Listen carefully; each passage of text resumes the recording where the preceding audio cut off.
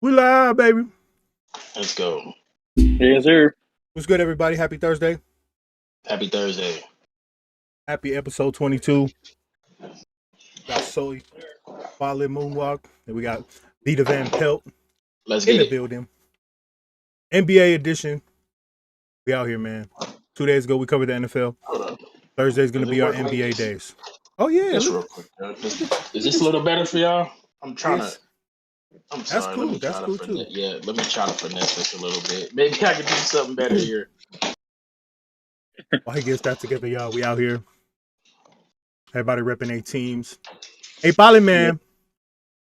Man, let me just throw the visual on the screen, dog. Let me throw the visual on the screen. What's going on? Your Warriors struggling against the Cavaliers, dog. Oh no, Cavaliers the best team in the league right now. Yeah, man. Unnecessarily winning. Them boys is way too good. They're over here like, yo, we're gonna get ready for They're Chet. They're like the It's freaking. good. It's good that we did that because I thought we was gonna have to pull up my paper and I was about to kind of move it like this and score updates. You know what I'm saying? Like every 5 minutes. Progress, people. Progress. That's We what out progress here. do for you. We out here. Want to pull the visual on the Let's screen. get it. The score so far before we get into all. Actually, you know what? Let's get back to this. Let's talk about us. We're gonna start today's with this or that. We got This an or that. exclusive from An exclusive. Tte An exclusive, Mvp. baby. It's deep philosophical challenges over here, baby. That's what we're on. Deep philosophical challenges. One question. F-I-sophical. One question. One question. Two ways. First one, you and your significant other. You're going out to eat. What do you prefer? The first bite or the last one? Ooh. Damn.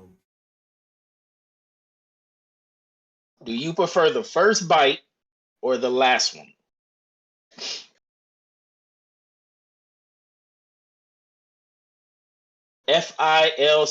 Philosophical. Damn. Do you prefer the bite. first That's bite? that's like the first impression The on first the whole impression. meal. I'm I eat hella I'm fast. taking the first bite.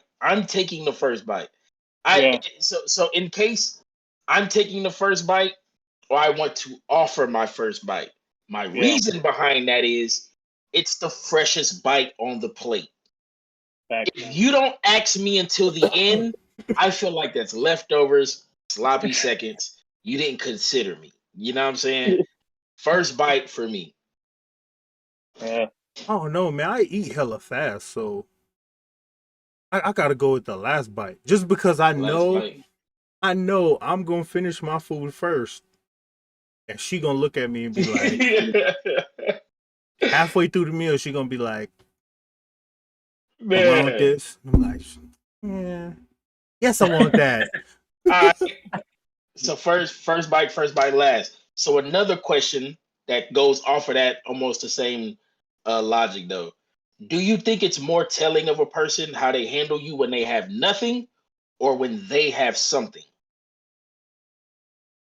Do you think it's more telling of a person when you have nothing, you might be broke, Like or when me, how they handle me when I have nothing?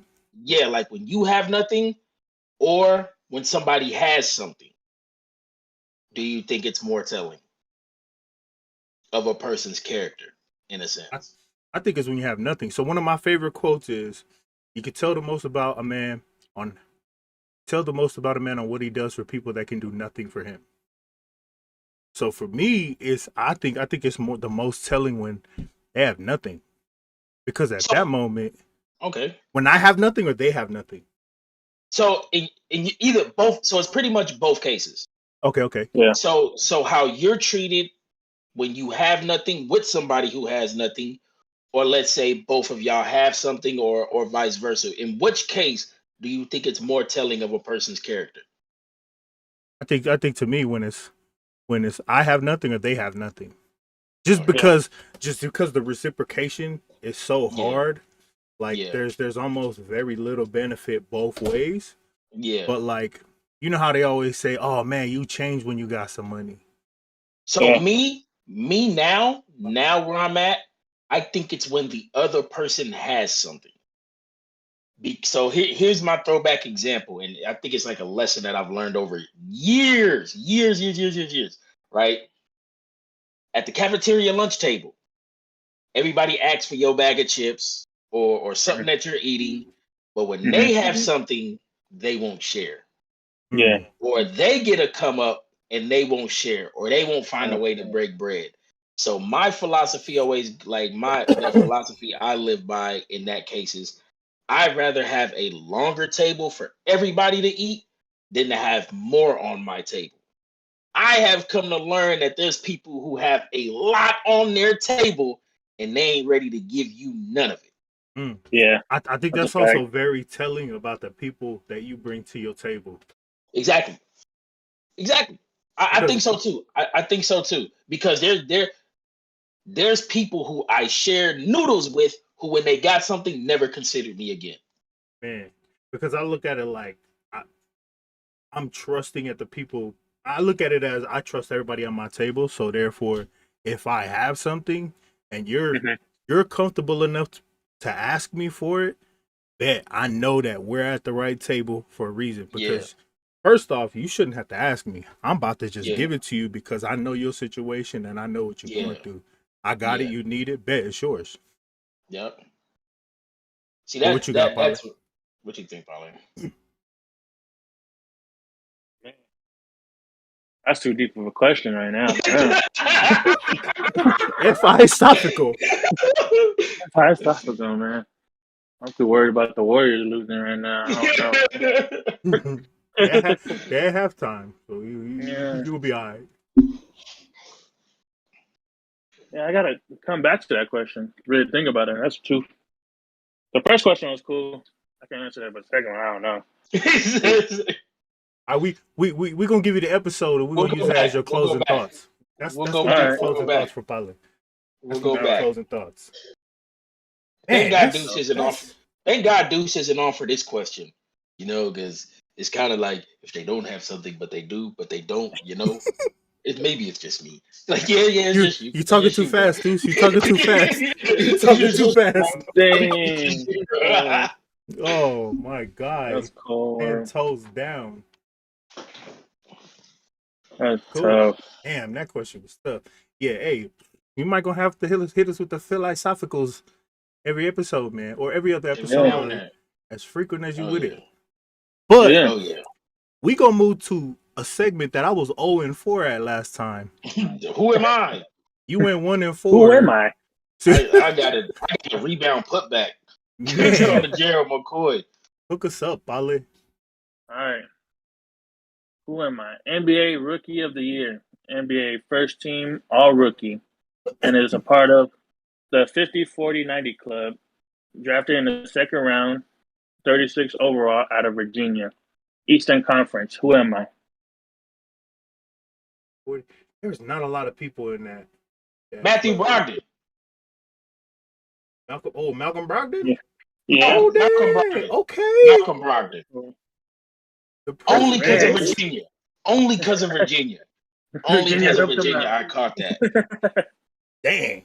Bro, I went over the last 3 or 4 rookies of the year. And I'm Matthew Brogdon. Yeah, Malcolm Brogdon.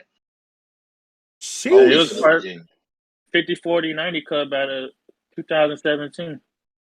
Damn. Was that his second year? Second year. That's tough. There's not a lot of people part of that club either. It's not. All right, second one. Drafted out of Kansas. Has been NBA Rookie of the Year, NBA First Team All Rookie, has a career average of 19.5 points per game throughout his whole career, and he's currently playing in the Western Conference. Andrew Wiggins. Cool. I thought I was gonna go back further, about to be like Paul Pierce, but it's Wiggins. I was like, Kansas? Making it easier. Okay. I know this one. Let's go. All right, next one. Super Bowl champion, Super Bowl MVP, NFL Rookie of the Year, and has never been in a Pro Bowl. Who am I? Ooh. Current player? What's the accolades again? Super Bowl champion, Super Bowl MVP, NFL Rookie of the Year, and never been in a Pro Bowl. Damn.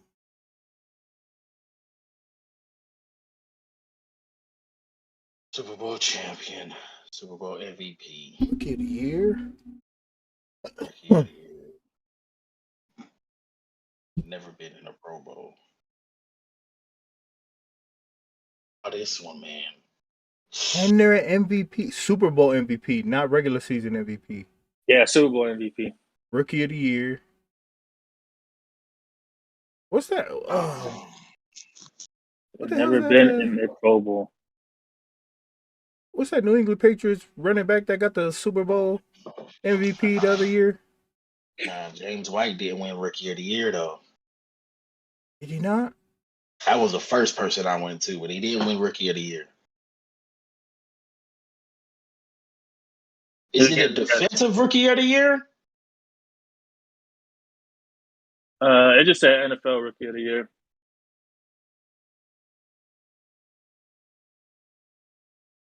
They're a Super Bowl champion. I give you guys 5 more seconds. I'm out. I can't think. Damn, it wasn't Nick Foles. Was it Nick Foles? Flacco? Correct answer is Flacco. Oh, tough. Flacco. Joe Flacco, tough. He ain't a current player. He butt. Yeah. He's starting for the Jets. He about to start this week. Yeah, Yeah, I forgot he about to start this week. Oh, man. All right. Last Damn, one. good guess. A Rose Bowl champion, 2-time first team All-Pro, a second team All-Pro, four-time Pro Bowler, and has currently 62.5 sacks in his career. Who am I? 62.5 sacks. Rose Bowl champion. 4-time. You said you didn't say any Super Bowls, did you? Nope. DeForest Buckner.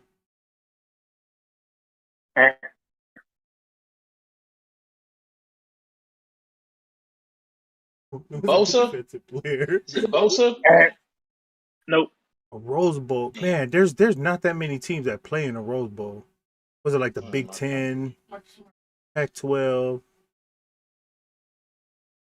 Can't give away everything. Huh?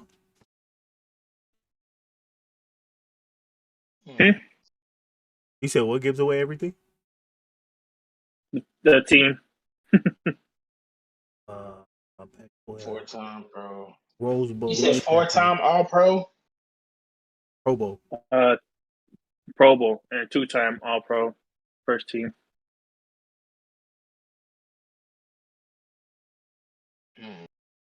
TJ Watt? Damn. I don't know. No, I'm out. All right. Correct answer is Cameron Hayward.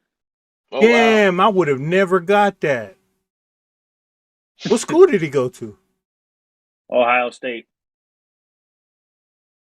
Man, see, I know there's really only a handful of teams in like 3 conferences that ever play in a Rose Bowl. That's why I instantly went to Ohio State, but I just went to Bosa, and I never knew Hayward went there. So It's Cameron Hayward. He's over here like beast mode. Person wins. I'm like, what? Beast Mode 62 sacks. All right, I guess. I'm like, give or take a couple. Okay, I mean, I guess. All right, man. That moves us into our NBA segment system. Did she answer first bite or last bite? Oh, hey, first bite or last bite? Which one do you prefer? Last bite. There it is. She didn't even think about it. She said last bite. Only because, like I said, when I say I eat fast, she enjoys sitting there eating in my face like. Oh, no. I'm just like, nigga, you know you're full. Just give me the rest of it. Give me the rest. Heck no. All right, man. We move into our NBA segments, man. We got some key matchups today. I'll move it back to the ticker so we can take a look at the scores. Warriors. I don't know if I'd call it struggling against the Cavaliers because the Cavaliers are a very interesting team defensively. Like they can for real guard 1 through 5 So at we'll once. get to the. I mean, if y'all want to talk about Cavs specifically now, I think we can. If you don't, we can come back to it. Yeah, actually, let's talk about the Cavs right now, man. Let's. I mean, Okay, we so got the let me ticker give up. We're you. looking at it. I played the Cavs twice, and like you said, defensively they are extremely interchangeable, and the team is much more Mobley and Allen focused than you think that it is. And Yeah, that team really rose through them too, and they found what I feel like is a really really good rhythm to what they're doing. So I think I might actually probably turn into this guy eventually. But the Cavs are doing what the Timberwolves and the Pelicans should be doing. You know what I'm saying? You know what I'm saying? So if you think, because Mobley really is super super versatile, and Allen is really a beast on the block, both sides of man. the ball, and Especially on the offensive boards.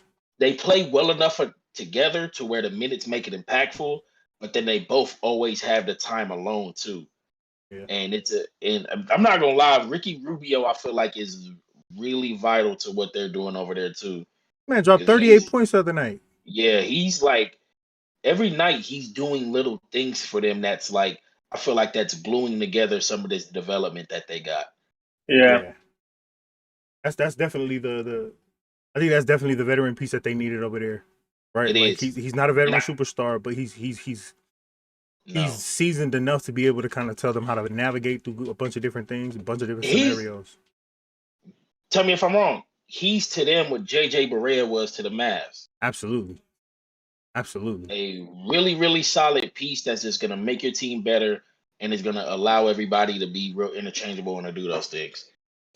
And I know he was mad really when young he got team. sent there too. Yeah, I know he was mad when he got sent there, or at least that's what reports said. But they looking Jared good so Allen far, is man. not playing.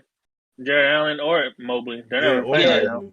So I see Mobley was out for like 2 to 4 weeks. Mm-hmm. Damn. What's scary about that combination? I was watching one of the Cavs games, and this was Jared Allen and Evan Mobley were running a pick and roll. When you got a big versatile enough to run the pick and roll with another big, oh my goodness, bro, that's like a Blake Griffin to DeAndre Jordan Lob City thing. It reminds me very much of like Pau Gasol and Andrew Bynum, just because I think he's smart enough to be able to make that pass, but he can also pull up from 17. Yeah. Mm-hmm. Mobley's got a really good mid-range shot, and I think that's what's throwing people off. Is he has a really good mid-range shot, and that's really messing people up. Steph Curry has normal going off, 7 for 13, 5 from 8 from the 3-point line. He's really carrying them through this game. Yeah. But yeah, man, if we think about it, the first thing I really wanted to get into was contenders or pretenders. I know we're what, 12 to 15 games into the season now? Close to a quarter. Games. Close to a quarter, which has been fast. It's been a real fast quarter, almost quarter of the year. Close to a quarter away through the season. We got a lot of very underwhelming things happening in the NBA right now. I'll pull up the standings and throw it up on the screen, but I wanted to get maybe 3 or 4 teams to y'all that are contenders and or pretenders from each conference. We're gonna start with the Eastern Conference. We got the Washington Wizards sitting at number 1. Y'all can see the visual on the screen. Nets at 2. Chicago Bulls, man, one of the most surprising teams. We talked about them last week. Miami Heat. I think Miami Heat is that grinded out team we expected to be where they're at right now. Yeah. The Hornets been on the run, man. I think since they lost on that West Coast trip, they've been like, yeah, nah.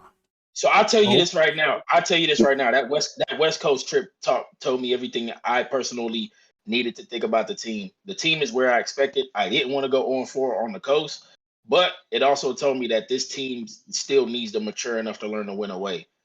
At home, really good at home. Away, they be sucked, man. They be lacking, bro.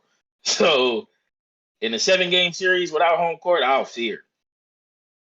But it's early, so I'm hoping that changes off. And we had a really tough start too, so tougher schedule to start. 5-2 at home. I think for the tough schedule that y'all had to start the season, 9-7 is not bad. No, it's not.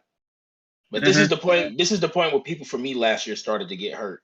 So as long as health stays, I expect we're at where I think we were 4-5-ish. and I just expect to be there throughout the entirety of the year for real. That's my expectation. 4 or 5, no play-in. This with Play-in, Terry. I'm pissed. This with Terry still trying to find his rhythm. So Yeah. they did a thing with Terry was Ish Smith was getting minutes, but once Terry was fully healthy, Terry's been playing the point while Melo's been out because they've been trying to push him to get his rhythm back. Like, you know what? Instead of you being off ball, we're just gonna give you the ball and kind of let you get your rhythm back. And Washington, his rhythm second half came back to where we're used to. So All right, Pollard. hey, we are Our resident warrior man. Give me 2 contenders, 2 pretenders from the Eastern Conference, based on what you're looking at right now. Wizards pretenders. And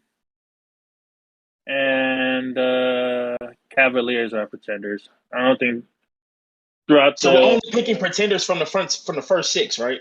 From what I'm seeing right now from the standing. From 1 to 8. 1 to 8. Yeah. Because Okay, I mean, 1 to 8. 9 and 10. I think 7 through 10 is going to be what it is, right? But 1 through 8, I think gives us. It's just because the Eastern Conference is a lot more balanced than the Western is.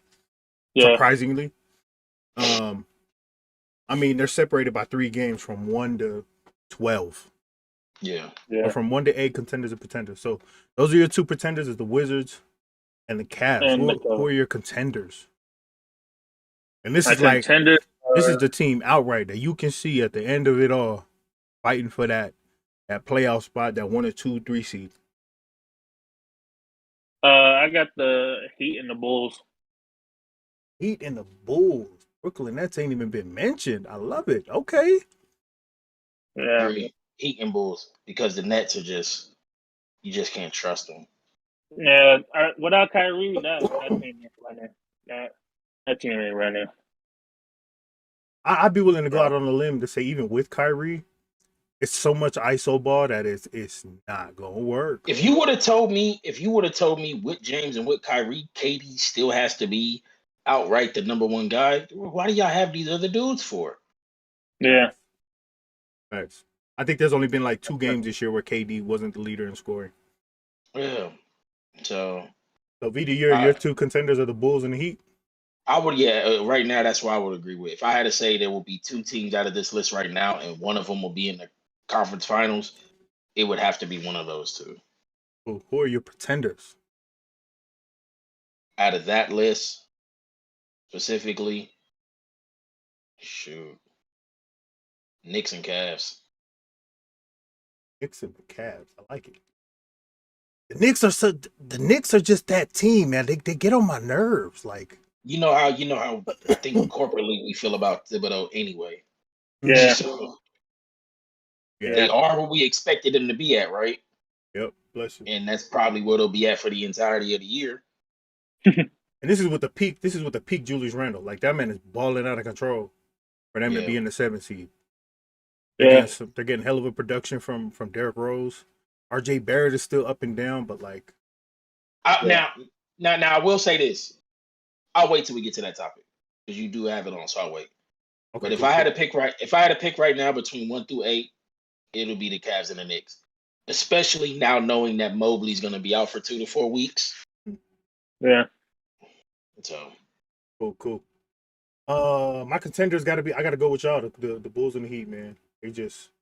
They are the most complete team from top to bottom, from starting 5 to secondary 5 to the next man up. Patrick Williams went down, and they just got dudes stepping up left and right. It's crazy. Hell of a team they got built over there. And then the Heat, nitty-gritty, grinded out team.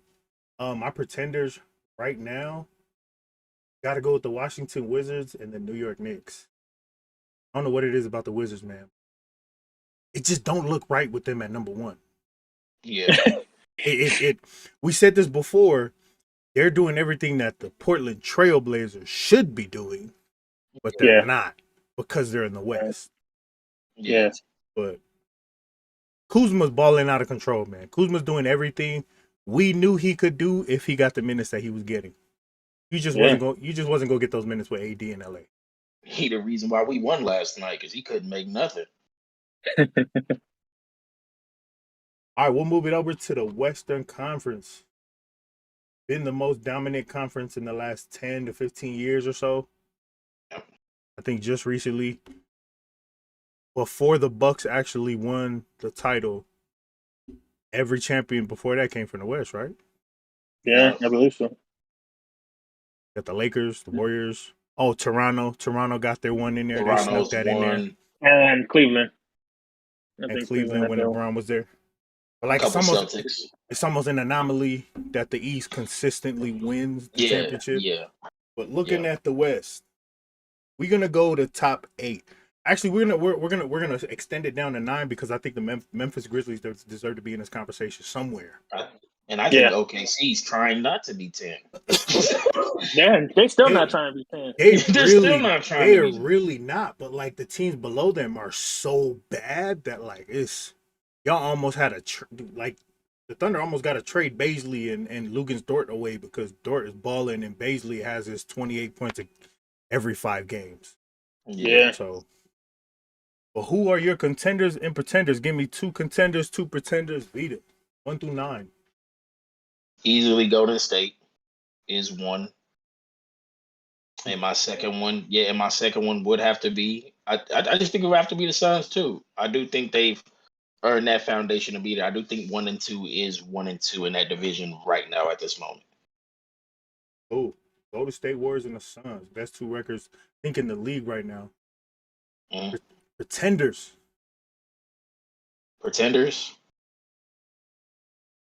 Off of 1 through 8, I would have to 1 through go 9. 1 through 9. I would have to go Clippers and Trailblazers. No. I'm honestly gonna give a little more respect to the Clippers for being there without Kawhi. And if Kawhi was to come later on, they would definitely move up. So in that case, I would have to. Portland's definitely 1. Oh, yeah. Portland is definitely 1, and I'm just gonna say that Portland's definitely 1. But if I had to pick another one out of there, it would actually, instead of the Clippers, it would be Dallas. Ooh.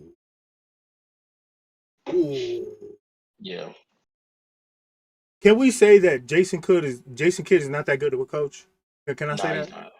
He's Remember he left the Bucks and the Bucks got better. Because that man is doing nothing. Mm-hmm. Doing nothing. Yeah. Remember he left the Bucks and the Bucks got better. You know what I'm saying? So. Oh, so we got the contenders being Golden State and Phoenix, pretenders being the Dallas Mavericks and the LA Clippers. Ballin'.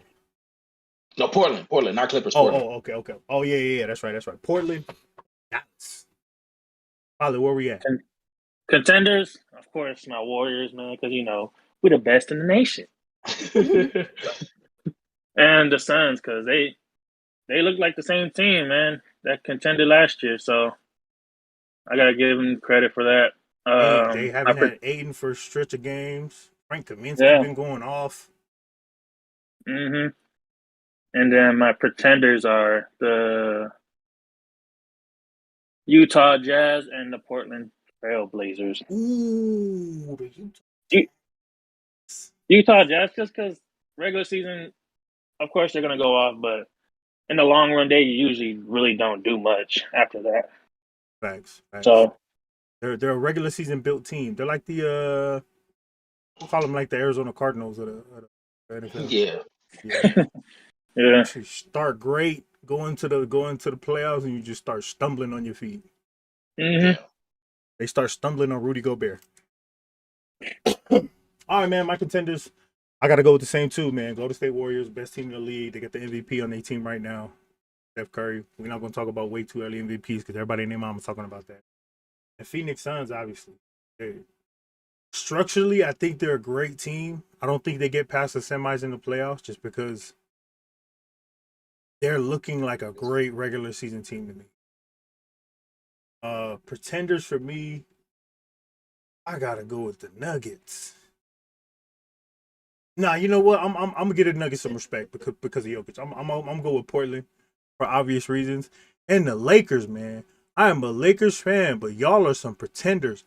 Last night, I saw Giannis come out and say, "I'm gonna come at your neck, AD." You know what I saw AD do?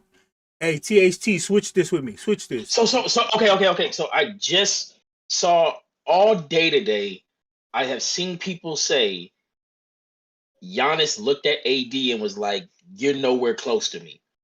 And for the past 5 years, I would have told you Giannis is nowhere close to AD. Absolutely. After last night, and not just the finals run, but after last night, you're kind of almost like, you're not, dude.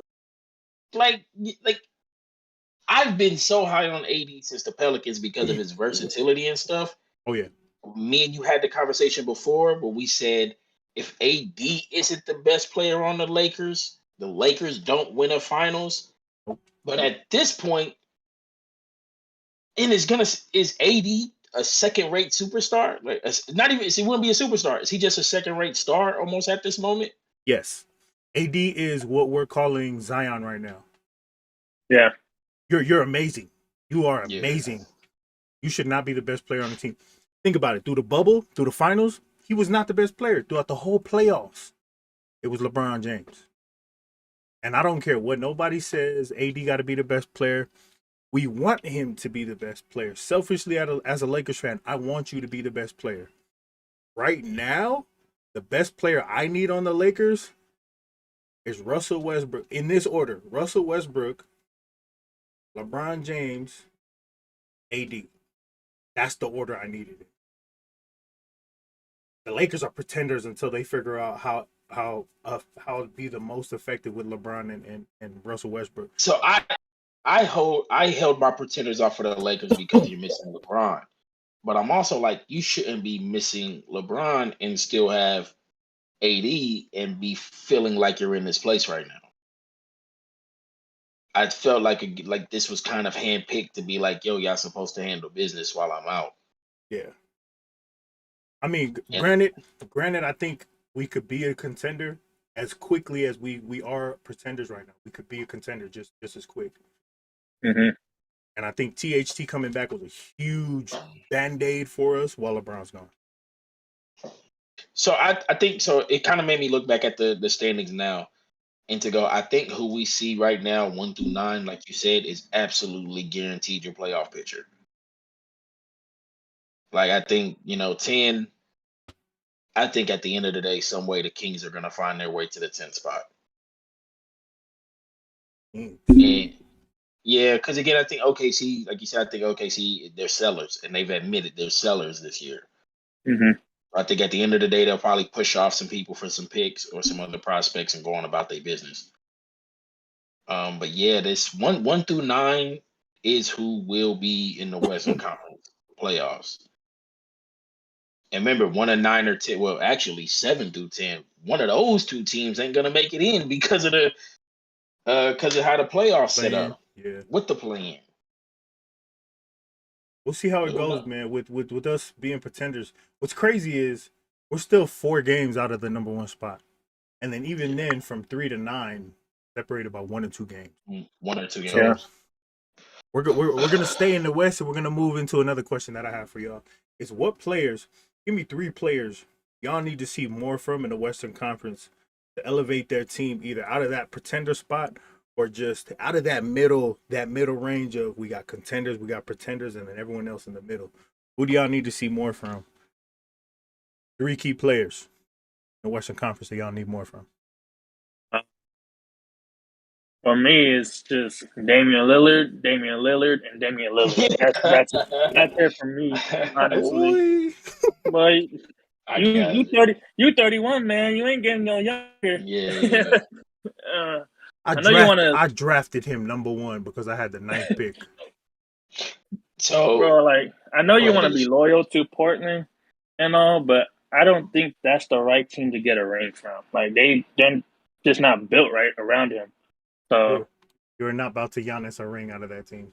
Yeah, you're not. and when with the Lakers, Clippers, and Nuggets, with even the Warriors with injury problems, you shouldn't be that low in the standings. Honestly, right now you should be balling out. You should at least get a good position, at least 1 or 2, where Phoenix is. And Damian Lillard taking all 3 spots for you. Yeah, he took all 3 spots for me. Who's the 1-win team on the bottom? I can't. The Rockets. The Rockets. Yeah. Okay, young team. Sure. Young team. Jalen Green. Yeah. I just making sure. For some reason, I was throwing a blank. The real question is who they win. That is a good question. I don't know who they beat. Who did they beat? I think it was the Pistons. Home game. I I think. think Yeah, I I think it think the was a. Pistons beat them. Did the I Pistons think beat it them? was the Pistons. In Let me that go. Cade Cunningham matchup, that Green got that unnecessary tech in. L. Oh, it was the Thunder. Oh, Oh was it wow. Thunder? It blew out the Tough. Thunder 124 to 91. Okay. Way to go though. Way to do your thing. Get it done.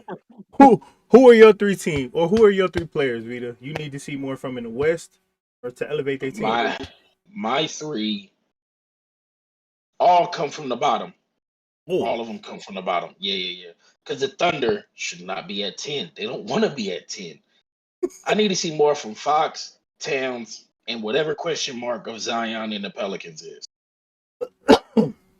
okay. Because at least one of you three should be in the 10th spot. And for looking at the standings right now, Pelicans, you're just too far back to even make a run to 10. So your best bet is to get out of the building now, send Zion somewhere, and start over with Chet or Paolo, whichever one of them two that you could do something with, Facts. Mhm. or bomb this year and try to pair him with one. But I told you I don't like how you have to build a team around Zion. Again, Fox or Towns has to be the other two guys because I don't think you could be as far as you are in your career and still under an Oklahoma City team that doesn't want to be winning. Man, they really be out there trying to lose games, and then the Lakers go in and let them come back from 20 plus to win. Yeah. Like So they're Twice. contenders. that's you know what I'm saying, like that's just wild to me.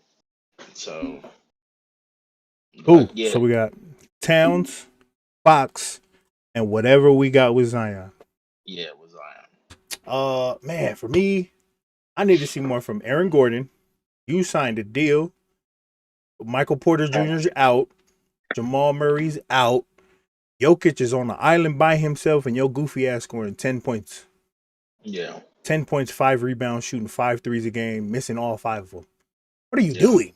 What are you doing? Yeah. Aaron Gordon, I need to see more from Damian Lillard, obviously. You're a superstar caliber player. I understand you're going through a slump. We're a quarter way through the season. Get it together, bro. Get it together. Yeah. Figure it out. And then lastly, Terrence Mann for the Clippers. This man scored 38 points in like 30 something points in the playoffs against the Jazz. He had a hell of a run in the playoffs. Yeah, he did. Come the regular season, you have a prime opportunity. You're starting. You're sitting next to Paul George. You're the clear number 2 option on this team. You ain't doing nothing with it. I think if Terrence Mann can get it going, the Clippers can elevate themselves into the top 4. They're just a very they're a very well built team, and I think PG is better off without Kawhi. Yeah. Kawhi to me is a ball stopper on offense in the half court. There's just not a lot of offense run around other guys around there. Paul George turns into a catch and shoot guy, and I think he's better off the dribble creating for other people. So if the Clippers can figure out how to get that reversed on offense, make Kawhi that catch and shoot guy, that post up guy, pick and roll guy, and let PG initiate the offense, I think they'll be good. Yeah. Those are my 3 for the West. Aaron Gordon, Terrence Mann, and Damian Lillard. That moves us to the East. Start us off Vita. And I know one of them players got to come from the Hornets, man. No, I'm actually fairly content with the team. Okay. I really am. And the reason why I say that, but PJ Washington hasn't played in like five-ish games now. You are okay with that? And I am because again, it's JB. We don't have no bigs, but we got a lot of 1 through 4 guys after LaMelo, and he has to know how to get a rotation with him. Kelly has become a vital part of the team, and with PJ being out, and with them letting Ish take more reserve minutes and letting Terry handle, it's opened up a lot. When we get into stretch minutes, bro, we don't got a big on the floor. It's LaMelo, Terry, Gordon, Kelly, and Miles. Yeah, and Miles. We don't got a big on the floor, bro. So I'm glad that he picked that. I'm okay with my team right now. I just want to see what they look like over the next 15 to 20 games. Y'all have a great dynamic with when y'all go small. I mean, the Bulls proved it against the Lakers. The Lakers try to go big, and Obviously, Yeah, that's a whole AD problem, but the yeah, Bulls went yeah, small and they gave problems to the Lakers. yeah, yeah. They get real scrappy in there. Like they do get rebounds. If there's a dominant big who can't dominate the moment, straight Achilles heel. But my team, like I'm cool. I just fear health and really seeing how they adjust playing away more. But we got through what I feel like is the toughest part of our schedule. So hopefully during this part we can find a little bit of separation in the records. Um, Players that I feel like I got to see more from the East. Again, like you said, Julius Randle is balling, but come on, RJ Barrett, you're supposed to be the dude. And if you're not the dude, you got to go because Randle's a hooper, bro. We all know Randle's a hooper. Oh yeah, Randle, James Harden, man. You know what I'm saying? Like, it's tough to say that for James at number 2, but it's clear that your performance or your injury or your health, something's bothering you, or maybe it's just a slump. We don't know. But even to be having a down moment and still be at number 2, I don't, you feel like you're like, all right, cool. Eventually it'll kick up. And then Boston, even though you're sitting at number 9, Boston. Because I think we all believe eventually Milwaukee's going to turn up here soon. I'm not going to assume nothing with Atlanta because they are where they were last year. But eventually Milwaukee will turn up here soon once they get more healthy and they'll start to climb the standings. And right now, in that little pack, Boston will be the one who falls out. But I am shocked to see Philly at number 8 when I thought they started off the year a little better than that. yeah. But yeah, I'll just say Boston as a whole got to kind of figure something out. But I know they got new coaching too. But I do think, period, across the league, the next 15, 20 games is going to tell a lot without injuries about a lot of people's teams. I agree for sure. I mean, I think as the league gets healthy across the board, we're gonna start to see a little bit more to who's gonna do what, Yeah. who's gonna make that impact. Probably who's your 3 players in the East that you need to see more from. James Harden was one of them. They traded the whole block for you, man, and you ain't doing nothing. Bruh. Nada. You need to help KD, man. Because he goes as far as the other 2 superstars go. So, and then my next one is Jason Tatum. Jalen Brown's been out with injuries, and he's averaging more points than you. Come on, man. I think he's averaging the most minutes in the league, and he's still averaging I think he's 20th in the league in points per game. So he needs to get out of that slump he's in and stuff. And my last one is Trae Young. Ooh, Trae He Young. needs to be he needs to be that leader, man. He can't be that cocky little, you know, bastard that we all hate. He needs to be Yeah. he needs to be that guy for them. He needs to get them in a better position than what they are right now. I think they're what? They're 12th. They shouldn't be that low. They're better than Toronto. They're better than the Celtics.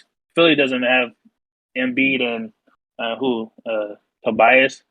Yeah. You should be better than them, and you should be better than Cavs. Cavs, I don't think they should be there anyways. But that's who I got for my 3. Sheesh, that's a solid 3 for sure. Eastern Conference for me. Damn, that's tough. Julius Randle's definitely one. Julius Randle, I think we definitely not Julius Randle. RJ Barrett. We definitely need to see more from RJ Barrett because I mean it's obvious, man. Like you're supposed to be the clear cut number 2. You got drafted. What was he drafted like? Number 3, number 2, 3. number 3. Zion, Ja, RJ. You were Yep. drafted number 3, bro. And in comparison to your peers, Ja's obviously performing. When we do actually get Zion on the floor, he performs. And then you got RJ Barrett. Like it's almost like people skip over him. Like he wasn't the number 3 pick. But definitely RJ Barrett. Damn, the East. James Harden. I would agree with James Harden. I gotta see more from James Harden. He is not responding well to the rule change at all. This man is playing like butt. He And he's complains looking for about it too. He's looking for the calls. Yeah, and I mean he gets maybe 1 or 2 every other game. And I think that gives him hope to like, yeah, I could probably get this call. Nah, bro, just play your game, bro. Like, do what you was doing over there before the damn rule change, bro. Like, play your game, figure it out, help KD because y'all are not as good as you probably should be. And then the third player, Terry Rozier. I think that's the difference between the Hornets' win streak and loss streak and losing streak. I think if Terry Rozier had his rhythm together on that Western Conference trip, he torched the Lakers. He torched the hell out of the Lakers. They almost won that game. We almost gave that away. The Hornets pretty much gave it away with all of the those stupid ass delay of game calls. I think we had like 7 free throws on delay of game calls. But I think once Terry Rozier gets it together, there's not a lot of people that can guard him in the East. There's not a lot of people that can guard Terry Rozier in the East. Yeah, he's definitely. I know for a fact in the Wizards game, he's definitely there. He got a couple bad calls back to back, and he just kind of gave this look where he was like, "I'm over this." And he just kind of started.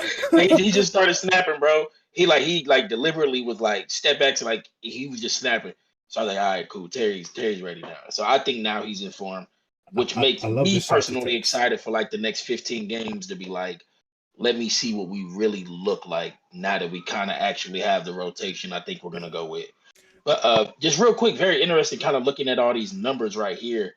If you notice the difference up top, you see that the Nets and the Wizards have pretty good records in the conference, which means they haven't went out to the West that much yet. Nope. Yeah. Not at all. And then if you I look, think not until like Christmas. and then if you look specifically at Atlanta, at their home and away record, 6-1 to 1-8, which is like, God dang, cuz you know what I'm saying? Like some of these numbers become a little more telling when you for me, when you look at them like this. Like the Knicks, 7-7 in the conference, kind of where you should be at. We're 6-3, but you see them two, they got a good handle on the East. But again, I Yeah. don't think they traveled out west that much. Yeah. And that basically brings up the point of me saying Trae Young because they played good at home. Why would you want to put Yeah, yourself in a bad situation to yeah, not have home court advantage? You know Yeah. what I mean? yeah, That almost goes to So the comment that we brought up last week with him saying like, "Man, I missed the playoffs. The regular season is boring." yeah, You're showing that in your away yeah, games because like you go and play teams like the Cavs, you probably lost to them. And this is just me shooting out the dome. I don't know if they actually played yeah, them, but he's just not motivated going away to silence those crowds. It's like if it ain't MSG, it ain't good enough for him. yeah, yeah. It's Like, like you're not that guy, bud. yeah. But all right, man. I'm gonna break it down into this scenario for y'all.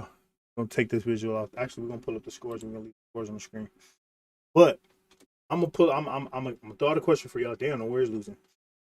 Throw out a question for y'all. Y'all get 2 scenarios for trades that need to happen. 2 scenarios.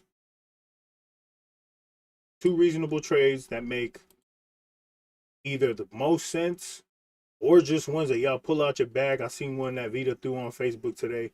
Just a trade that pull out your bag to make a team better, even if it's a team we don't want to see better, like the Jazz. Mhm. mhm. 2 trade scenarios. Which ones are y'all going for? Which ones do y'all want to see? Which one does the NBA need? Who's starting with you and me, Vito? I'll throw out one right now, and it's one that I've said before, but now I want to change it because I have my interest is peaked a little bit. It's a De'Aaron Fox trade. No, I said Ingram before, but Ooh, I was sending Ingram to the Jazz. Bi to Utah. Let me throw this out to y'all.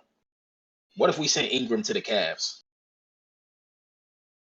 Ooh, what's that trade look like? Ingram to the Cavs for Sexton and picks in cash. They've been trying to get rid of Sexton. Damn, I think that would make, if they don't lose any of their core outside of just Sexton, that makes them a nasty team. One of my trades involves Bi too. It's for Bi to the Mavericks straight up for Porzingis. Oh, that would make sense. A money trade too. Damn. I'm so against helping Luka be better, but that's a hell of a trade. It's a Him, good trade. Hardaway, Bi. That's tough. Porzingis for Bi, or Bi on Cleveland. Both trades. Damn, both trades. Does that make the Cavs too good right now? Do they want to be that good? I think that's the biggest question. I think they actually don't mind if they are though. That's true. Because they're not really tanking for picks. Yeah, they're not. I Mm-hmm. don't think they're actually tanking for picks. They still have love. They extended Allen, so clearly he's a part of the plans. And obviously, something has to be working with them to have a winning record at this point. Now health is going to play a factor into that. But I think if he was but Sexton, you can't trade Sexton because he's hurt. But imagine if you was just like clean house, even if you sent like a couple year down the line pick, because you don't know what your pick will be to here. But I just think right now the Pelicans just have to accept full sell mode because you're just too far out of the West and too dysfunctional right now that you will be wasting picking up, which I feel like is a very, very top heavy draft coming in. Yeah. There almost comes a point too where Bi has to ask for a trade because it's like, Yeah. I understand I ain't had control coming here. Y'all for damn Yeah. sure gonna control me getting up out of here. Yeah. Damn, so Bi to either Cleveland for Sexton and some picks, or Bi To to Utah. who did you have, Pilot? Bi to The Dallas? Mavericks. Dallas for Porzingis straight up. Woo! Damn. That's And my other one was I know they don't want him to get traded, but I put Kyrie Irving and I guess the backup point guard Devon Carter Mhm.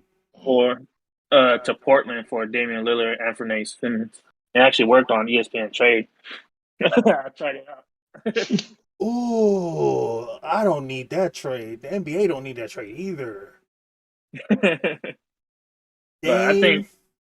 think if you give KD a Stephen Curry like shooter, it works. It works. Yeah. Oh my goodness. That will elevate them into contender mode for sure. Damn. Who's your second trade, Vita? And Damn, to Brooklyn. a second trade. I have to think because I know I've been pushing Fox around. I know that I've been pushing Fox around, but shoot, man, Miles Turner got to go somewhere. Miles Ooh, he do Turner. gotta go somewhere. Yeah, I do feel like Miles Turner should be on the move. I also know, depending on where Sacramento stands, I feel like they might be pulling out trade bait for Buddy Hield because I think his stock has probably went up a lot more than they even anticipated right now. Oh man, let me think about that. You go ahead, Let me think about that. Cool. I'm gonna hit y'all with one. Three-way trade. Anyways, okay. Cat, De'Aaron Fox. Actually, no, who was it? Oh, so the Warriors, the Lakers, and the Timberwolves. You sent Kuminga, Wiseman over to the Warriors or over to the Timberwolves. Send AD over to the Warriors. Bring on Cat to LA. Now, Damn. that sounds super crazy. Do I Yeah, that's really crazy. want to give AD to the Warriors right now? Yes. Because The way he's playing right now, yes. because I think the way he's playing, as well as the expectations we're putting on him, we got some unfair expectations in LA that we're putting on AD, and I agree with that as a Lakers fan. Unfair expectations. We're expecting this dude to carry this team. He couldn't even carry the Pelicans past the Warriors when they were up 3-1. Yeah. He's not going to do that now. He's just not that guy. Couldn't stay healthy. But if we send him over to Warriors, that's a great move for not just him, but especially the Warriors. Bring Cat over to us because his expectations are extremely low. Yeah. You know what I'm saying? Like he's underplaying. His production is underproducing for what they expected to get from him. Yeah. Bring on over Cat. Give us a nice post up player who's a legit post up player. He's basically an AD type player with a better post game. He knows how to be a big. He's not trying to be no stretch 5, stretch 4, or a hybrid 3. He's a big. We need a big. That's what we need. You can put him next to Dwight. You can put him next to DeAndre. He can pass the ball. And then you throw Kuminga over there with James Wiseman to help out around Anthony Edwards. Yeah. And D'Angelo Russell. That's a nice team. Yeah. We're never gonna see that trade. Yeah. But man, I don't think LA is gonna win a chip. They're gonna contend. They're gonna contend this year. But I think that turns it around. That at least turns it around enough. It creates space on the perimeter. You got a LeBron Cat pick and roll. You got a Westbrook Cat pick and roll. Throw LeBron on the wing. He's shown he could shoot the 3-ball this year. It works, man. It works for me. I will take Cat. Yeah. Think about that a little more. Too.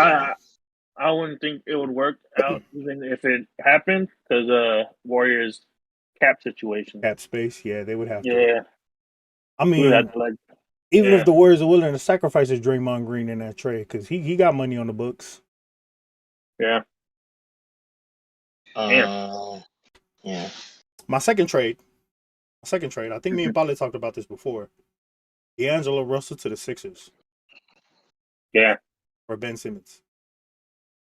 Right up. Straight up. Right up. I'm still in Paulie's trade scenario. Yeah, I think that'll be a good one. I think Simmons for Russell. You put Simmons on a Warriors team, young team, around an Anthony Edwards type of guy who's that dude's a free spirit, bro. He is so entertaining to watch both on and off the court. Yeah. I think if you pair him with a dude like that instead of a dude like Embiid, Embiid is toxic, but he's like Shaq toxic. Yeah. When you're winning, it's funny. When you're losing, it's like shut up, play, just play, shut up, you're losing. Yeah. But yeah, that's the second one. Simmons for Russell. Simmons for Russell would be a good one. Yeah, Simmons for Russell would be a good one. I also think Christian Wood's gonna be somebody. I just don't know who or what Houston would want in return. Yeah. But I think Christian Wood, somebody's gonna go after him. He's been a little too diva-ish for me right now. I got him on my fantasy team too. But like the way he's been complaining about wanting to be more part of the offense when it's just like, bruh, play defense. Please. Guard somebody. Maybe you can be on the court. Do you think they get rid of John Wall's contract anytime soon? Or they're just going to let it ride? I think they're going to wait till after the trade deadline and then waive him. Yeah. They're going to have to figure out what that money looks like. And I'm pretty sure John Wall is going to be willing to be like, look, I'll give you some money back. Yeah. Waive me. Let me clear waivers. Let me go and sign to like the Brooklyn Nets. Yeah. Probably like a Derrick Rose type of player for them. Yeah, because that's the problem with getting that type of money is it just can't be moved. Yeah, facts. Good for you, but then at the same time, when you want to hoop, you can't hoop. Yeah. So. And I heard there were some reports of him still trying to get his health together with his Achilles and his knee. So he might be just taking his time as kind of a health thing for him. Yeah. But all right, man, we're gonna go to a segment that I was talking about before. We're gonna see a little bit more of y'all beautiful faces. But the way too early awards. Quarter of the way through the year. We're not gonna talk MVP because, like I said, everybody and their moms is talking MVP. Everybody does that. Facts. The MVP race is always 5 people, bro. It ain't no surprise. You know what I'm saying? Like we could give y'all 5 names. It's gonna be the same names that we're gonna get across the board. Yeah. But First one right now. Top 3 people for actually let's just go with your top 2. Top 2 people for defensive player of the year right now. This one was tough for me personally, so I'm gonna have to listen to what y'all say on this one. I put Giannis and what's his face? Gobert.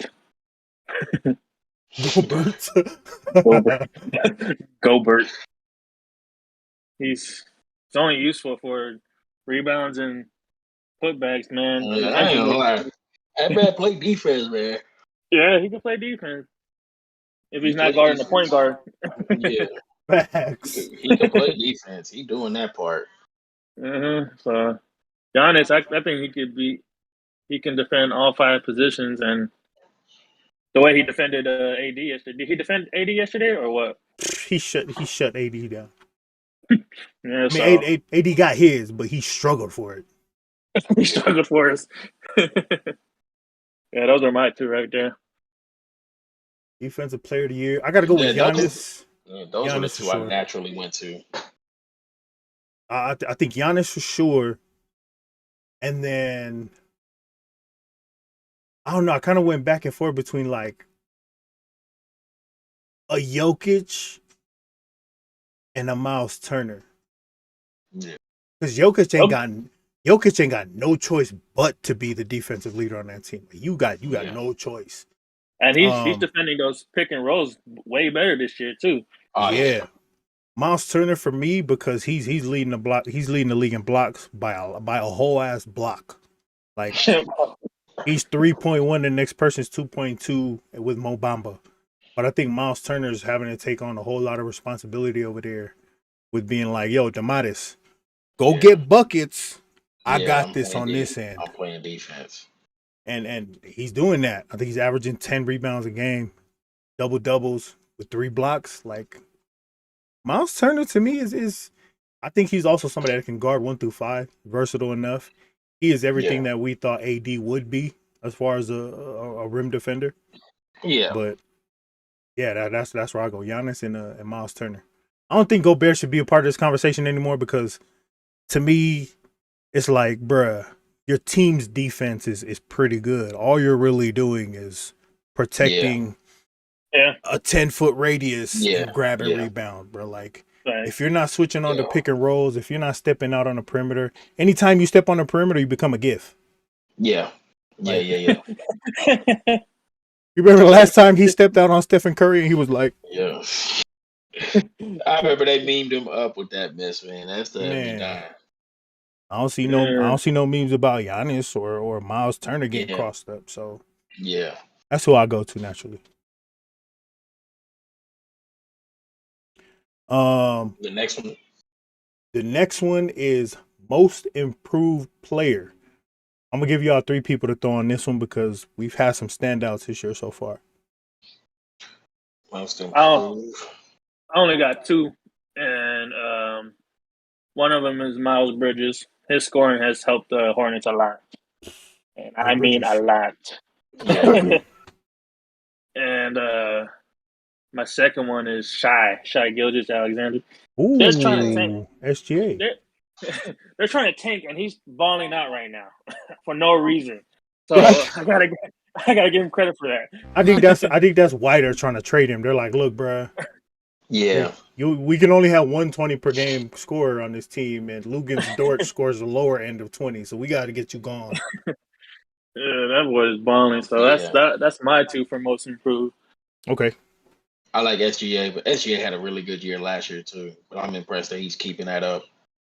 I know Miles for a fact, but Miles, like, it's not the fact where his points did go up, but like he took the bigger role now. Oh yeah. You know what I'm saying? So that's the part where I'm like, all right, we assumed you would take this role and you actually took it and you're doing something with it. So I'm impressed with that because again, it makes the transition of the team much better. But yeah, SGA, Miles, and who was my other one? And again, it's just not saying he's most improved because he is a vet, but I'm still real impressed with Rubio's performance with the Cavs, and I was just really is making that team better, bro. Like unknowingly making that team. Yeah, really just making that team better. So that's just like impressive for me. Me, I'm gonna go a little bit of a different direction. So I'm gonna go John Morant. The man went from 19 points a game last year to like 27 this year. Yep. This man stepped forward and said, "Look, y'all was talking ahead about my shooting. Nah. I'm gonna get it together. I think he's the most efficient scorer in the paint this year. He has the most paint points this year. It's like, bruh, he getting to the paint. Very Derrick Rose-ish. Very Derrick Rose-ish. The way he, as fluid as he is, high impact player, high speed player. He's like a mix to me between Derrick Rose and Russell Westbrook. Intensity is crazy. Him, I gotta go with Miles Bridges for sure. And I'm gonna die on this hill. I say this all the time. His quality of production comes at the right times. Yeah. He ain't stuffing no stats. He ain't getting in there no garbage time. Man's putting up 25 or so a game in clutch moments. Like when he hit that 3 against the Lakers, I'm always come back to that game. This man in transition, I think it was like 25 seconds left. This man said, nope. Yeah, it was late. Pulling up in your face, laced it. I'm like, that was the person I wanted to shoot the shot, and he laced it. Yeah. And then the third one for me is Tyler Hero. Now, Tyler is a dog, bro. I'm on the fence with it because of quality of points and quality of production. Like, it's hard to measure with the team that great, but I think Spoelstra's doing a great job of highlighting him as his almost premier scorer. It's like, Jimmy Bucket's gonna get us our clutch points. Tyler Hero, bro, be ready because Jimmy gonna kick it to you. Yeah, I need you to hit that. Yep. So I think he's making up for everything that Duncan Robinson is not providing this year so far, just because the people are locked in on him. But Duncan got paid and started kind of. Duncan got that bread. Man out there shooting threes like Cream Bigums. Yeah, Duncan got bread and just was like, "I'm good." Man, but the next one, Rookie of the Year. It's. I think it's still a pretty open race, especially with Mobley getting hurt. But Rookie of the Year, who are your top Rookie of the Year candidates right now? Yeah, definitely Mobley before he got hurt, but because he's hurt and gonna miss his time, I think kind of off of circumstances, like next to the line is Scotty Barnes.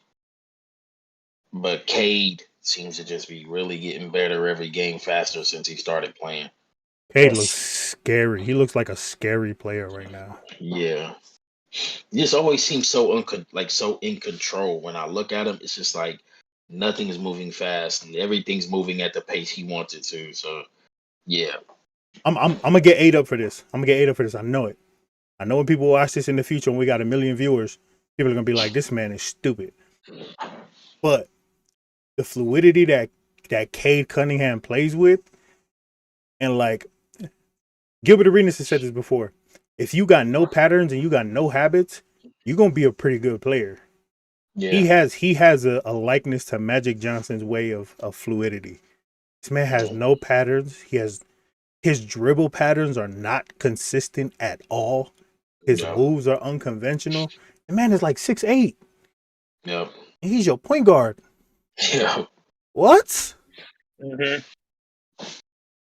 he's just balling. Yeah. Cade's true, man. Who you got, Polly? I got Cade as well. He's that guy, man. They need to start building around him. I don't know what pieces they have to build around him, but it's gonna get better for Detroit now. My next one was before Evan Mobley got hurt was Scotty Barnes. It was Scotty Barnes. That boy's averaging 16, 8, and 2. He's going crazy. Offensively, he's getting better every game. So yeah, he don't shoot no threes, which is crazy. Hey, Sadiq in Detroit, Sadiq and Stewart are both really good. Yes, Isaiah Stewart. They're not. Sadiq is really a 3-and-D dude, and Stewart is like slowly developing himself to be a more dominant big all around. Yeah. I think the point from there is like, what do you do with Killian? Because you spent such a high pick on him, but they're starting to realize, from my understanding, is he's more of a defensive guard than we thought he was offensive. Yeah. So I think he might turn out to be more of a 3-and-D off-ball guard. So I we'll know see that what happens from there. I know they was talking Or about like potentially trading Jeremy Grant over to the Bulls, which I hope they get that. I hope they get that trade done just to free up some room for K to just go out and operate. Yeah. What you saying, Paula? yeah, I forgot what I was gonna say. I agree with y'all. I'm gonna roll with Scotty Barnes and Cade. Actually, Cade falls number 3 for me. I think Jalen Green got to be in that conversation for being on a losing team. I think he had, at the very least, got to be in that conversation because his offensive ability, man. This man is crazy. Yeah, he really is, man. Athletic, I think when we come back shifty. into this conversation in like a month and a half around All-Star break, I think we'll really start to see who's leveling out just a little more. Mm-hmm. Yeah, these dudes ain't ever played 82 games. Like, Mhm. I don't think people I think casuals. I'm gonna call out the casuals. Casuals underestimate the fact that these guys go from playing 15, 20, 30 games in college to that jump of 82 games. Like, you have 5 games a week Yeah, sometimes from college when you had like 1 game every 3 days. yeah, Like, you got back to backs. So I think to your point, once we do get to All-Star break, it's gonna be interesting to see who's kind of hitting that rookie wall. yep. Yeah. But who is the most impressive player to y'all so far? Most impressive. Most impressive. There's not really a criteria to this. This is more just who are you watching every game? When y'all get a chance to watch these nationally televised games outside of watching your own team, and you're just like, damn. We just got to be real, man. You can just throw the whole entire Chicago Bulls under there Not mad at that. because everybody seems to be playing their best career ball together right now. Facts. Yeah, you just got. I feel like across the league in general, just the Bulls really are the most surprising and impressive team right now. So, I think because we I all had feel them. I like, think we all had them as contenders in the East too. yeah, they were a playoff lock, but you just didn't know how. You were like, this is too much good talent to not make it in the East. But you were like, how much of contenders are you? Because we don't know how you're gonna play it, and just it's like they just seamlessly fit together, man. And so, yeah, that's gonna be wild. Without Nikola Vucevic, like Mm-hmm. Tony Bradley is your center right now. Yeah, What? yeah, Like your backup center is Derrick Jones Jr. it's That's crazy. wild. That's wild. Yeah. I can't disagree with that. I'm gonna roll with that with you. What you got, Polly? Mine is PG-13. Paul George will hoop, but no. That boy rated R now. MVP. That boy's on a MVP run right now. That trying to prove everybody wrong, man. I think the way he's carrying the Clippers right now is just as Man, impressive as the Bulls with the other players in their career years. So that's what I got. PG just seems at peace right now. Everything he done went through with the OKC Thunder, his first year, second year in LA. Now he's looking like, bro, I'm home. I Yeah, get to just hoop. This is my team. Mm-hmm. Let's get it. PG-13 is reminding us that he's that dude.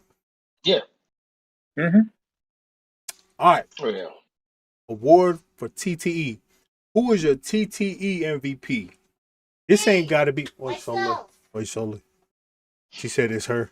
Who is your TTE MVP player? Now, the criteria to this is whatever you want it to be. There ain't no consistent. It's got to be this. It's got to be that.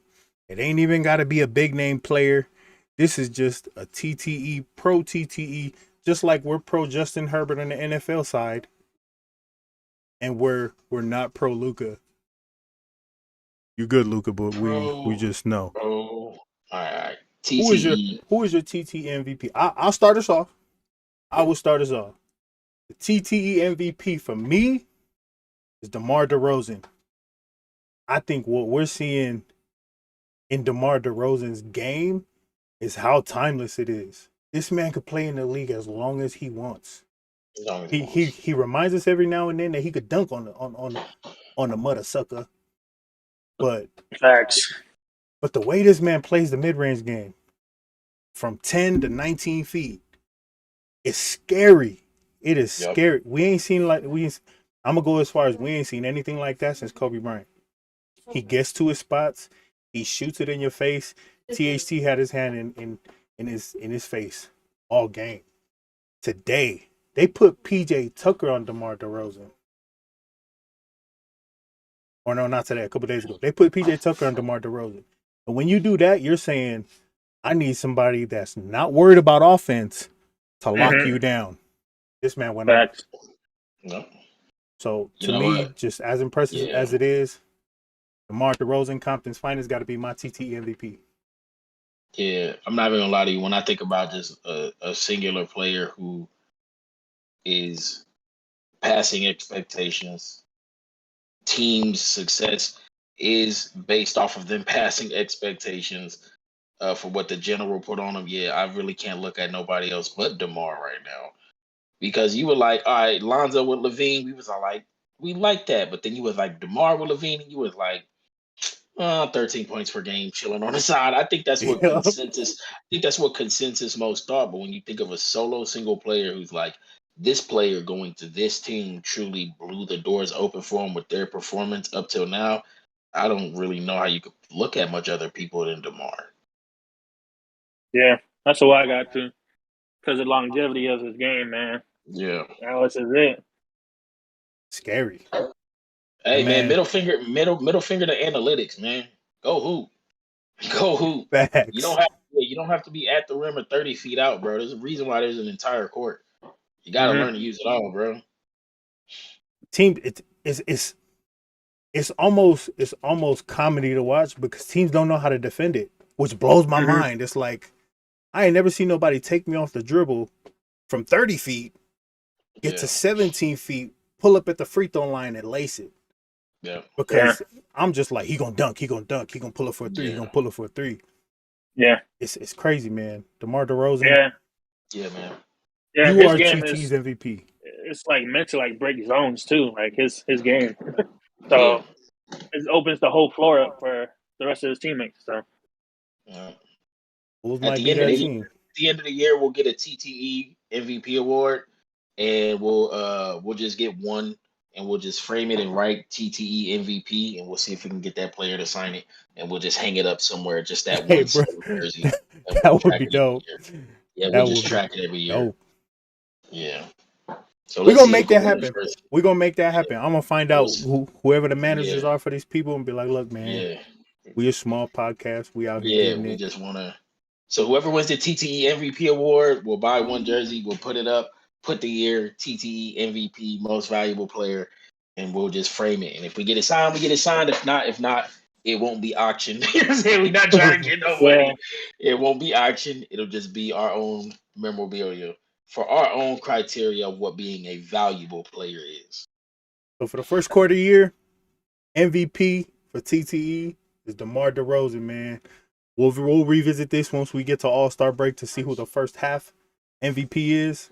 We'll go from there, man. But we might do that with everything. Rookie of the year, our own personal awards, and just get a little collection of everybody who we have for that year and just stamp it up on a little board and use that as a hallmark. Let's do it. Let's do it, man. Cool. Now, for the final segment, man, I want y'all to be selfish, man. Talk to me about y'all teams. Get selfish. Talk to me about your teams from top to bottom. It looks like the Warriors came out and pulled out a dub. Scared Pilot just a little bit. Nah, man. I was never worried, man. I was going to give you shit, bro, if y'all lost to the Cavs. I was going to give it to you. We got Curry, man. We good. Curry dropped the 40-piece. Something like 104 to 89. 40-piece. Man, this man woke up with 30 points. He came into the game and scored 10. Like, what? Damn, Grizz is killing the clip right now. 9 3-pointers. Come on, man. But get selfish, That's right. man. Talk to me about your team, Polly, man. Kick us off, man. Get selfish, man. Talk to us about your team. Let us know what your expectations are. Who are the players on your team you need to step up, even though y'all are the number 1 team in the league with only 2 losses? What do you need to see, man? What's going on with the Warriors? All I gotta say, man, Bay Area, stand up, man. We here. We back, baby. That man from Long Beach. That man from Long Beach. We're close to the Bay. Closer than you guys, so. You're right. But nah, man, who do you expect to really step up over these next, over the next quarter of the season? And who are some of the players you're pretty impressed with the Warriors' performance so far? So far, I think the player we need to step up right now is probably Kuminga. I know it's kind of too fast, but they're giving him minutes now, and he's starting to produce. So I think once we get him going, I think it's going to look ugly for the rest of the league, man. Once we get Clay and Wiseman back, it's going to get ugly. Like Draymond said, man, don't let us win the chip because y'all gonna hear it. Y'all gonna hear it. So that's who I got, man. That's my selfish take, man. We're winning the chip though. maybe when James Harden said scary hours, he was really talking about the Warriors. All right, Vita, man. Get selfish, dog. Talk to us about your team. What are your expectations? What are surprises? Mitch. long fan here. Mitch, cup check, man. JB, man. Y'all know I rock with y'all. Y'all know the abuse I take in these streets daily for the gang, baby. You know what I'm saying? I just need y'all to listen to a pimp one time. Listen to a player. Jordan, Mitch, JB. Y'all doing y'all thing, man. Y'all been developing these boys. I love it. I know y'all don't make in-season moves, but go find us a big man. Please go find us a big man, Mitch. Wood, Turner, get Plumlee. Give Nick Richards minutes and get Plumlee out of there, and we can go make a push. Mitch, my guy, I'm about to go get the city jersey. I done found my spot. I'm spending all this money on jerseys. Like, y'all look out for your boy one time so I can stop getting roasted in the group chat. You know what I'm saying? Do one for me, Mitch, JB, Jordan. It's your boy, Faithful. Help me not get roasted in the group chat no longer. Thank you. I love what y'all doing out there. I see y'all though. Hey, man, exclusive take from a lifelong Hornets fan, man. Everything Carolina. Mitch, Mike, listen to my dude, man. Help him out. Please, go get us a Help big. him out. Go get a big. Trade Gordon Hayward and go get Miles Turner. Man. Throw PJ in that just to satisfy my mans, so we don't have to see no more minutes from him. I will do it. You got to give me a big, man. Give Nick Richards more minutes and go find us another big. All right, man. LA Lakers. First of all, I ain't even gonna talk about the team. How are you changing the house that Kobe built's name from the Staples Center to the Crypto.com Arena? What? Yeah, I almost want to stop cheering for y'all. The Staples Center. Yeah, that's weird. That is a staple of Los Angeles. Now you're going to call it the Crypto Center? You're going to give reason to people walking around, y'all going to come to the Crypt Center? I know. Come on, dog. Come on, dog. That's my... Russell Westbrook had an interview where he was like, you talking about the Crypt Arena? Oh, crypto. Yeah. My bad. Yeah. That man just told everybody he was a Crypt. Mm-hmm. Now for the team, we need next year we got to fire Vogel. I'm quick on this. You had your hell of a season last year, having a great defense while everyone was healthy. Year before that, number 1 defense in the league. This year you ain't putting it together, bro. Matter of fact, I'm not gonna be that knee jerky. I'm not. Lean on your staff more, bro. Lean on your staff more. You have a talented staff. We have some talent on our staff. At least 3 people that should be head coaches. Phil Handy should be a head coach somewhere. I don't care what nobody says. Phil Handy should be a coach somewhere. And he probably will be. Russell Westbrook is my biggest pet peeve for the Lakers, man. We get to points in the game where this man is just so nonchalant with the ball. Throwing lazy passes. 5 or 6 turnovers a game are just due to just him being lazy. And hopefully, you know, that intensity turns up so I can see the Westbrook that I saw in OKC, because that man was a dog. I just need that energy. I don't even care about the production, bro. Just give me that energy consistently. I think the biggest win for the Lakers was THT getting healthy. People are underestimating this, but I need Trevor Ariza to get healthy and come back. Take some of those minutes away from Wayne Ellington, because we need a 3-and-D guy. Trevor Ariza 6'9", can guard 1 through 4. I need that back. AD, I'm going to lower my expectations on you because I have unfairly said that you need to be top 3 player of the league as well as everybody else. Just be top 10, bro. Be top 10. I'm cool with you being top 10. Be dominant. If I had $1 for every time AD was on the floor, I'd have a whole lot of money. Man spends way too much time on the floor. I understand you trying to protect your knees, your ankles, and all of that, but no. Come on, dog. You 6'11". You're supposed to be one of the strongest players in the league. Go and dominate. Please don't make me look like a fool at the end of the year and not make the playoffs. Because I will get roasted more than this man gets roasted. I will get roasted more than he gets roasted. Because I talk so much shit. I said as a Lakers fan, I'm not going to talk about the 17 chips because I was only alive for like 10 of them. So I'm not going to lean on that. We looking forward. Warriors probably going to win the chip this year. I hate to say that, but make my dreams come true and trade for Cat. Make my dreams come true. All right, Polly. We're going to revisit the answer that we were missing at the beginning of the segment, just to lead us into our final thoughts of today's episode, man. Oh, shit, so. Yeah.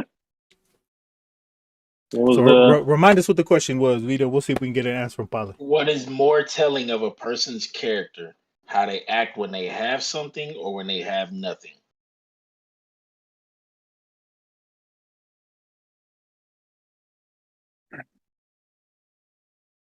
Maybe when they have nothing. They have nothing? When they have nothing. I still don't have a reason behind it, but yes, nothing. That's cool. If you got to think about it, hold that. Bring it back on Tuesday's episode. Bring it back on Tuesday's episode. I'll bring it back on Tuesday. It'll give us a chance to ask Tua, Cepha, and Deuce. And it'll give us a chance to ask them and to see what they think also. Yeah. Cool. Sounds good. The philosophical What's Serena saying? She playing Fortnite. She just mad that she didn't kill somebody. Answer later. Actually, let me ask you. What's more telling of a person's character? When you have nothing or when you have everything? Nothing. You have nothing, why? Do you know what it's like to be broke? If that started. Come from that.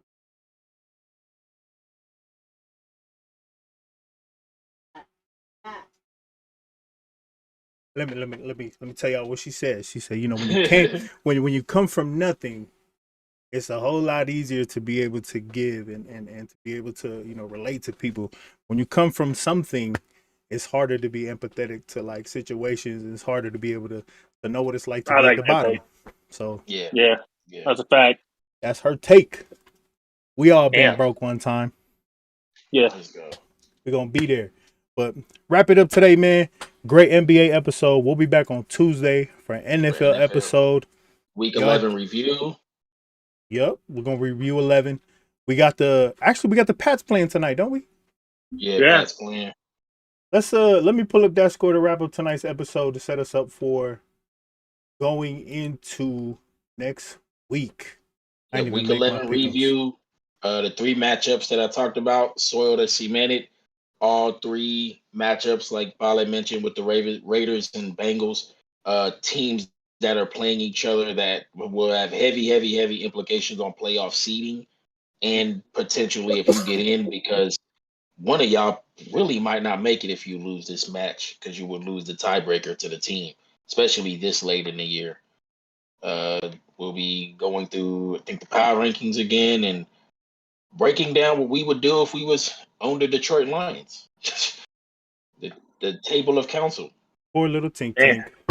Tink. Poor little So Tink real Tink. quick, it's just real quick. Beginning of the third, and they got 71 yards rushing on 13 carries. What's that average to? I can't see. I don't think they got an It's average. like 5. I think 5, that's 5.